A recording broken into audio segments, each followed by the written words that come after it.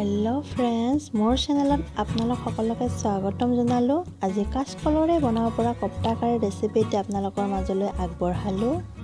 প্ৰথমতে কলকেইটা প্ৰেছাৰ কুকাৰত 3টামান চিটি দি বইল কৰি লৈ বেলেগ পাত্ৰত উলিয়াই ঠাণ্ডা হ'বলৈ দিব। এইফালে মই কপ্তাৰ বাবে এটা পিঁয়াজ, 1 ইঞ্চি আদা, জলকীয়া এটা, এমুঠিমান ধনিয়া পাত ভালদৰে মিহিকৈ কাটি লৈছোঁ। বইল কৰি লোৱা কলকেইটা বাকলি এৰাই লৈ ভালদৰে পিটিকি ল'ব। ভালদৰে পিটিকি লোৱা হ'লে ইয়াত ৰেডি কৰি ৰখা পিঁয়াজ, আদা, জলকীয়া, ধনিয়া পাত সকলোখিনি দি ধনিয়া গুড়ি 1 চামুচ, শুকান জলকীয়া গুড়ি আধা চামুচ আৰু আমচুৰ পাউডাৰ 1 চামুচ, নিমখ সোৱাদ অনুসৰি, লগতে 2 চামুচ মই বেচন দি লৈছোঁ।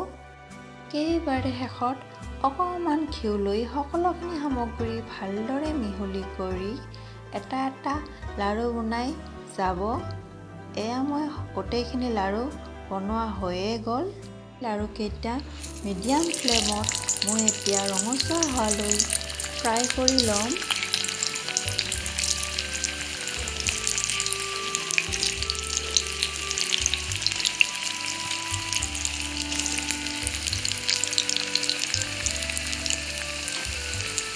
এনেদৰে ভালকৈ ৰঙচুৱাকৈ ভাজি লৈ এইখিনি এতিয়া বেলেগ এখন কাঁহীত উলিয়াই ল'ব।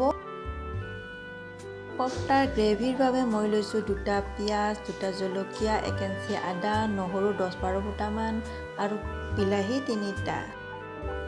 পিঁয়াজ, আদা, নহৰু মই বেলেগে পেষ্ট কৰি লৈছোঁ আৰু বিলাহীখিনি মই বেলেগে পেষ্ট কৰি লৈছোঁ। জলকীয়াটো মই এনেদৰে গোটাই ৰাখি দিছোঁ। জলকীয়াটো পেষ্ট বনালে জ্বলাটো বেছি হৈ যাব পাৰে, জ্বলাটো আপোনাৰ নিজৰ হিচাপত লৈ ল'ব। ফোৰণ দিবলৈ মই লৈছোঁ এখন তেজপাত আৰু গোটা জিৰা কেইটামান আৰু এইফালে লৈছোঁ মই চফগুটি আৰু মেথি দানা কেইটামান। কেৰাহীত তেল গৰম দি তেজপাত, গোটা জিৰা কেইটা ফোৰণ দিব আৰু লগতে মেথি দানা আৰু চফগুটি কেইটা মই অকণমান খুন্দি কেনে তেলত দি দিছোঁ। মছলাখিনি ৰঙচুৱা হ'লে পিঁয়াজ, আদা, নহৰুৰ পেষ্টখিনিও দি ল'ব।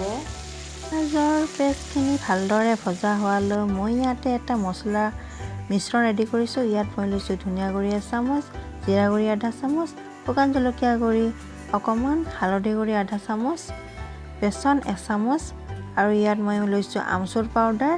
আমচুৰ পাউডাৰ লোৱা সময়ত কেমেৰা অন কৰিবলৈ পাহৰিলোঁ। গোটেই মিশ্ৰণখিনি ইয়াতে এতিয়া পিঁয়াজৰ লগতে ভালদৰে ভাজি ল'ব। মছলাখিনি ভালদৰে ভজা হ'লে ইয়াত অকণমান পানী দি ল'ব।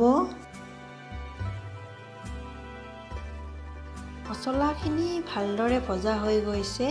এইখিনিতে পেষ্ট কৰি ৰখা বিলাহীখিনিও ঢালি দিব। বিলাহীৰ পাত্ৰখনত অকণমান পানী লৈ ইয়াত দি দিছোঁ। এই পেষ্টখিনি দিয়া হোৱাৰ লগতে সোৱাদ অনুসৰি নিমখ দি ল'ব। পেষ্টখিনিৰ পৰা কেঁচা গোন্ধ যোৱালৈকে ভালদৰে লৰাই থাকিব। এইখিনিৰ পৰা যেতিয়া তেল এৰিবলৈ ধৰে গম পাব যে মছলাখিনি ভালদৰে ভজা হৈ গৈছে আৰু ইমানতে পানী দি ল'ব।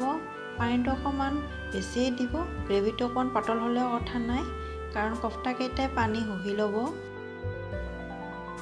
ফুলৰ কপ্তাকেইটা এডাল কাঠিৰে নাইবা কাটা চামুচেৰে হওক চাৰিওপিনে অলপ অলপ ফুটা কৰি লৈ ল'ব।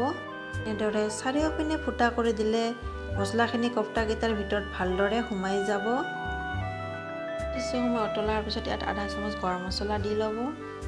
কলৰ কপ্তা কাৰী ৰেচিপিখন ইতিমধ্যে হৈ গ'ল। ইমানতে গেছৰ ফ্লেম অফ কৰি দিব আৰু শেষত ধনিয়া পাত কাটি দিব। কলৰ কপ্তা কাৰী ৰেচিপিখন এনেদৰে বনাই খালে খাবলৈ বৰ সোৱাদ হয়। এয়া মই এটা কপ্তা চামুচেৰে ভাঙিও দেখুৱাইছোঁ। তাৰ ভিতৰলৈ মছলাখিনি সোমাই গ'লে কপ্তাকেইটাও খাবলৈ বৰ ভাল হয়। বন্ধু-বান্ধৱীসকল, কাঁচকলৰ কপ্তা কাৰী ৰেচিপিখন কেনে লাগিল কমেণ্ট বক্সত জনাব। ভাল লাগিলে লাইক কৰিব আৰু চেনেলটিত নতুন হ'লে প্লিজ ছাবস্ক্ৰাইব কৰিব।